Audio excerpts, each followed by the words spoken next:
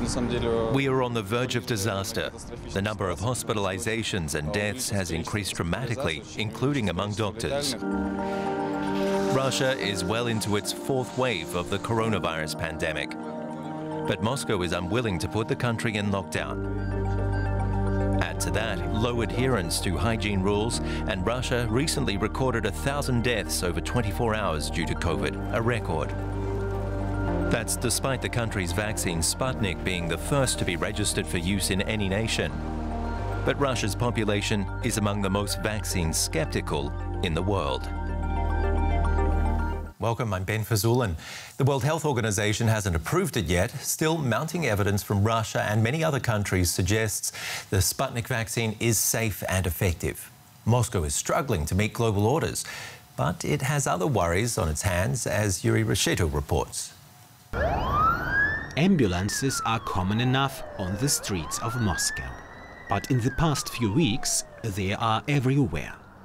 The government has repeatedly declared that it's won the war against Covid-19. All the same, the coronavirus keeps reappearing.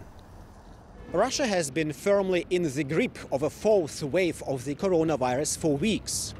But it's only now that there seems to be a growing public awareness for that. And experts say it may already be too late to stop a dramatic rise in infections.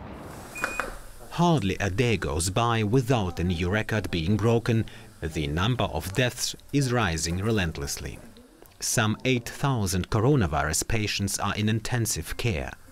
2/3 of the beds reserved for COVID-19 are already full in Moscow. Today we are seeing more patients who are critically ill. They decline much more rapidly than in previous waves of COVID-19.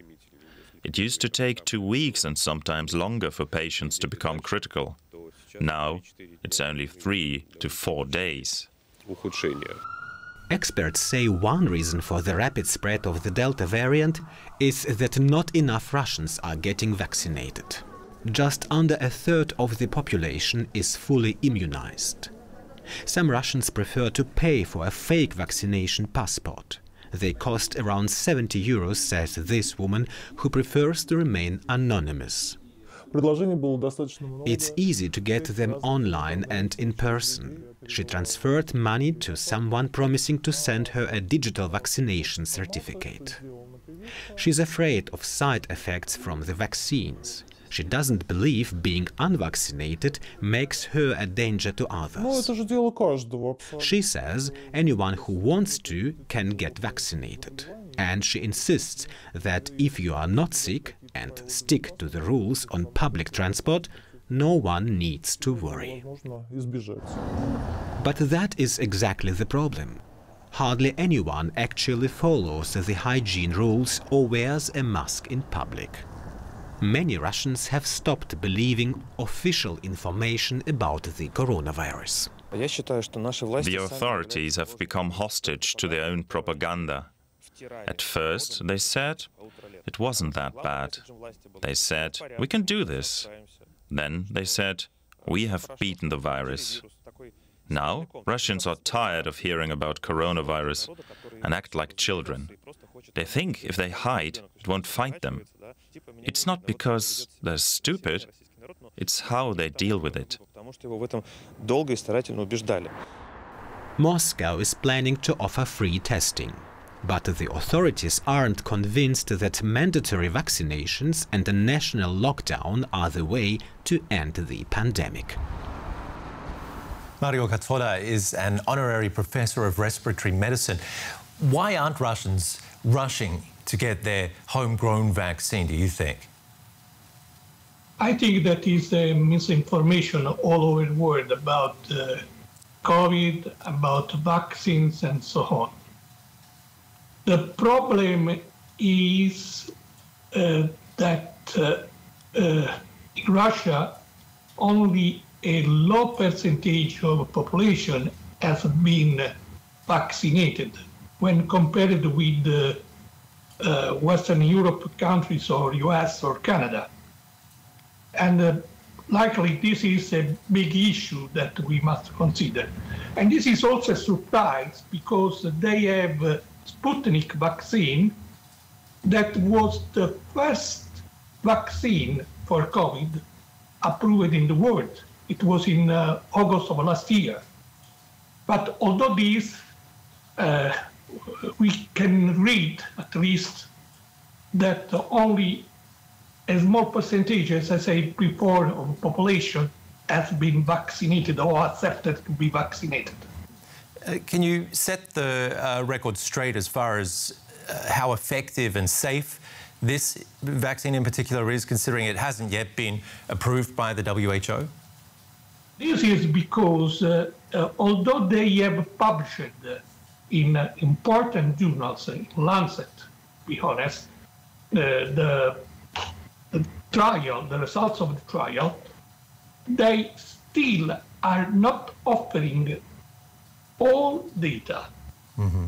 So this is a big issue because, as you know now, at least in Western countries, this is not the case for China and for Russia, to be honest.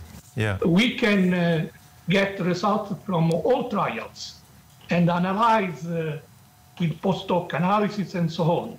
So transparency is still an issue, is that what you're saying? What about the issue of... that's a big issue. What about the issue of side effects? Do we know more about that? Sorry to butt in. Side effect is not a big issue, to be honest. There is, you know that in Republic of San Marino, they used, although inside our country, but it's an independent republic, as you know, very small, but it's an independent country. Mm-hmm. They used the Sputnik vaccine, and they published a study in an important journal as well, in which they were able to document that this vaccine did not induce important side effects. And I was surprised when I saw this data, also because the Sputnik vaccine is similar in part to AstraZeneca vaccine. And you know that we are afraid about the use of AstraZeneca. Now in my country, for example, we are not more using AstraZeneca because of side effect. But the report coming from San Marino said that the vaccine, Sputnik vaccine, was safe.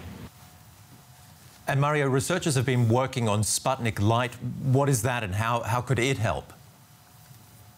Well, this is a formulation of Sputnik, just giving the first dose, the priming dose, that is with adenovirus 26. It's like Johnson & Johnson vaccine. Mm-hmm. And they say that just one is enough. And they are suggesting to use this single administration mainly for those who suffered from COVID and after needed for a vaccine administration. Somebody believes that this is not true, since Sputnik has two adenovirus 26 and adenovirus 5.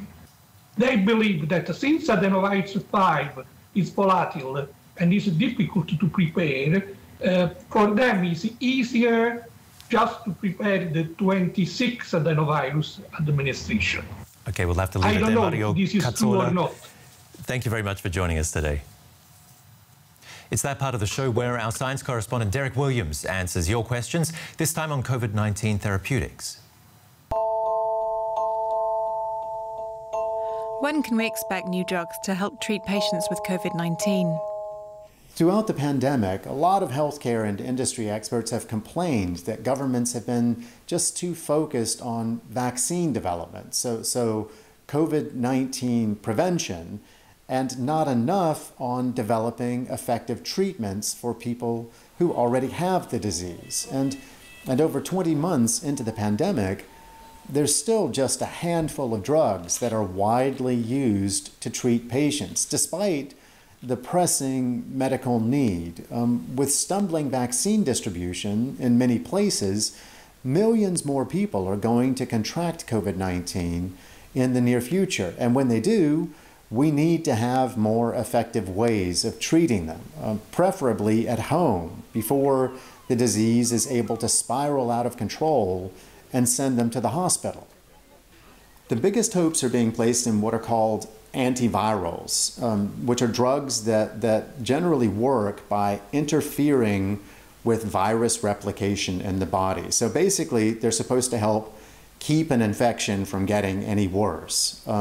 One late-stage antiviral currently making headlines is called molnupiravir, which its developer, Merck, says in trials significantly reduced development of serious disease in high-risk patients. Those claims are still under review, but if authorized, the new drug has a big advantage over current therapies, which is that it's administered as a pill rather than intravenously, so treatment could theoretically take place at home.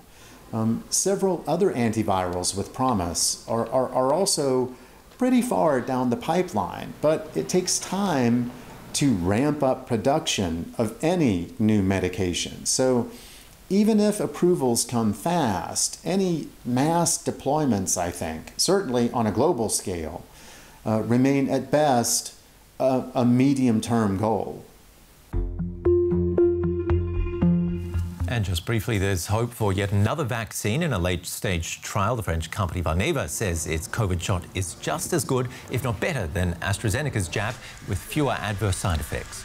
It uses an inactive version of the virus, which could convince more skeptics to get the jab.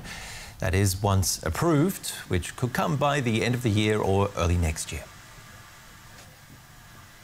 Nice to have you along. Stay safe and see you again soon.